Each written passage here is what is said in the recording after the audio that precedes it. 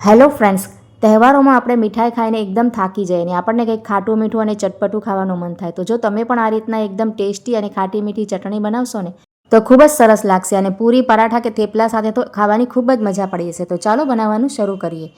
તો તેના માટે આપણે છે ને અહીંયા 2 સફરજન સરસ ધોઈને લઈ લીધા છે. હમણાં સફરજન એકદમ સસ્તા પણ આવે છે અને ખૂબ જ સરસ આવે છે. તો તમારે વધારે બનાવવા હોય ને એટલે આપણે સફરજન લઈ લેવાના અને સફરજનને આપણે પહેલાં જ ધોઈ લીધા છે. હવે આપણે છે ને સફરજનની છાલ ઉતારી લેવાની છે.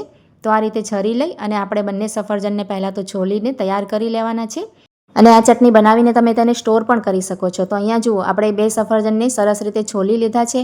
હવે આપણે છે ને તેને વચ્ચેથી આ રીતે 2 ફાડા કરી લેવાના અને પાતળી તેની આ રીતે લાંબી ચીરીઓ કરી લેવાની છે. આ રીતે તેને કાપી લેવાના છે. બંને સફરજનને આ રીતે મેં અહીંયા કટ કરીને તૈયાર કરી લીધા છે પ્લેટમાં. જુઓ, તો તમે જેટલા પણ સફરજન લીધા હોય ને તો આ રીતે આપણે તેને કટ કરી અને પહેલાં તો પ્લેટમાં તૈયાર કરી લેવાના. અને ત્યાર પછી ગેસ ઉપર આપણે આ રીતનું કોઈ પણ વાસણ રાખી લેવાનું, કઢાઈ કે પછી આ રીતના પેન રાખી અને તેમાં 2 ચમચી જેટલું તેલ આપણે એડ કરી દેવાનું છે. તેલ ગરમ થાય ને તો અડધી ચમચી જેટલું આપણે સૌથી પહેલાં જીરું નાખવાનું છે અને ત્યાર પછી આપણે અડધીથી પોણી ચમચી વરિયાળી આપણે એડ કરી દઈશું. અને સાથે જ આપણે આદુને છે ને ક્રશ કરીને નાખવાનું. આદુને સરસ છોલી અને આ રીતે ક્રશ કરી લેવાનું ઝીણું ઝીણું અને તેને આપણે તેમાં એડ કરી દેવાનું છે. આદુ નાખવાથી છે ને ચટણીનો ટેસ્ટ પણ ખૂબ જ સરસ આવશે અને એકદમ હેલ્ધી છે આદુ. આપણે હવે શિયાળો આવ્યો ને એટલે આપણે શરદી ઉધરસ માટે પણ ખૂબ જ સરસ છે. તો ત્રણેય વસ્તુને આપણે થોડીક સાંતળી લઈશું અને આ રીતે થઈ જાય ને પછી આપણે જે સફરજન કાપીને રાખ્યા હતા ને તેની ફાડો આપણે આ રીતે તેમાં એડ કરી દેવાની છે. જરાક આપણે તેને મિક્સ કરી લેવાનું અને ત્યાર પછી આપણે છે ને 5 ચમચી તેમાં સાદું મીઠું આપણે નાખવાનું અને 5 ચમચી જ કાળું મીઠું એડ કરી દેવાનું. જુઓ, અને મીઠાને સારી રીતે સફરજનમાં આપણે એક વખત મિક્સ કરી લઈશું. તો મિત્રો, આ ચટણી જેટલી ટેસ્ટી બને છે ને એટલી જ હેલ્થ માટે પણ સારી છે. જો બાળકો તમારે સફરજન એમને એમ ના ખાતા હોય ને તો આ રીતે ચટણી બનાવીને એમને લંચ બોક્સમાં પણ આપી શકાય. થેપલા પૂરી સાથે કે પરેઠા સાથે પણ ખૂબ જ સરસ લાગે છે. શાકની પણ જરૂર ન પડે, એટલી ટેસ્ટી બનીને તૈયાર થાય છે. અને તમારે વધારે પ્રમાણમાં બનાવીને રાખવી હોય ને સ્ટોર કરીને તો પણ તમે બનાવીને રાખી શકો છો.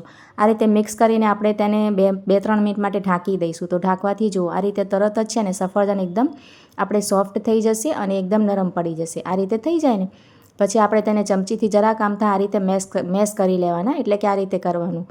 એકદમ આપણે તેને વધારે મેશ નથી કરવાના. થોડા આપણે આ રીતે અધકચરા રાખવાના એટલે સરસ તેનો ટેસ્ટ આવે અને થોડાક આપણે તેના ટુકડા પણ રહી જાય. જુઓ, આ રીતે આપણે હળવા હાથે કરવાનું તો તરત જ સફરજન એકદમ સોફ્ટ થઈ ગયા છે ને તો તરત જ થઈ જશે.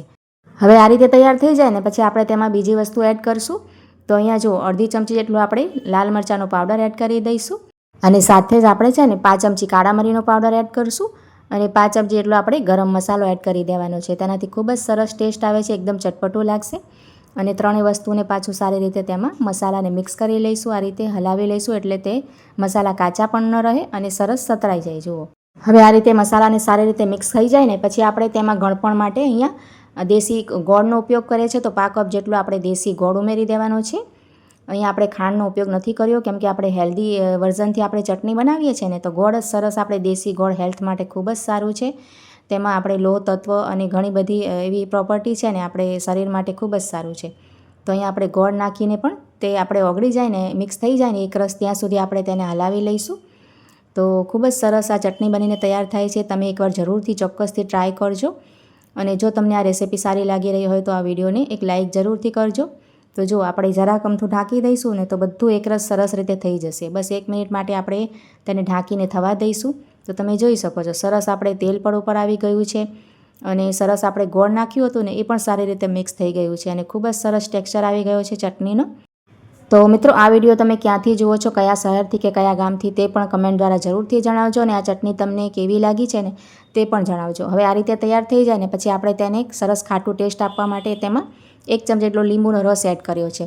જો તમારે લીંબુનો રસ એડ ન કરવો હોય ને તો તમે સ્કીપ પણ કરી શકો છો, પણ તેમાં છે ને સરસ ખટાશ આવશે. સફરજન ક્યારેક મીઠા પણ હોય છે અને આપણે ગોળ પણ ઉમેર્યો છે તો લીંબુ નાખવાથી ખૂબ જ સરસ તેનો ટેસ્ટ આવી જશે. અને જો આપણે વધારે પ્રમાણમાં ચટણી બનાવીને સ્ટોર કરવી હોય ને તો લીંબુ નાખવાથી તે ખરાબ નહીં થાય અને બગડશે પણ નહીં. તેની જે શેલ્ફ લાઈફ છે ને તે પણ ખૂબ જ સારી રહેશે. તો લીંબુ નાખીને પણ આપણે જરાક તેને હલાવી લેવાની આ રીતે. અને જો હવે ચટણી એકદમ તૈયાર છે તો આપણે નીચે ઉતારી લીધી છે અને આ રીતના કાચની બોટલમાં કે બાઉલમાં આપણે તેને સર્વ કરી લઈશું. તો આ રીતે તમે કાચની બોટલમાં વધારે પ્રમાણમાં ચટણી બનાવીને ભરીને રાખી શકો છો. ખૂબ જ સરસ લાગે છે. એકવાર તમે ચોક્કસથી ટ્રાય કરજો. આ ચટણી ખૂબ જ ટેસ્ટી બને છે, બધાને ખાવાની મજા પડી જાય અને રોટલીની પણ જરૂર ના પડે એ રીતની તેનો ટેસ્ટ આવે છે. ખૂબ જ સરસ તેનું ટેક્સચર આવ્યું છે. વિડીયો સારો લાગ્યો તો લાઇક, કમેન્ટ, ચેનલને સબસ્ક્રાઈબ જરૂરથી કરજો.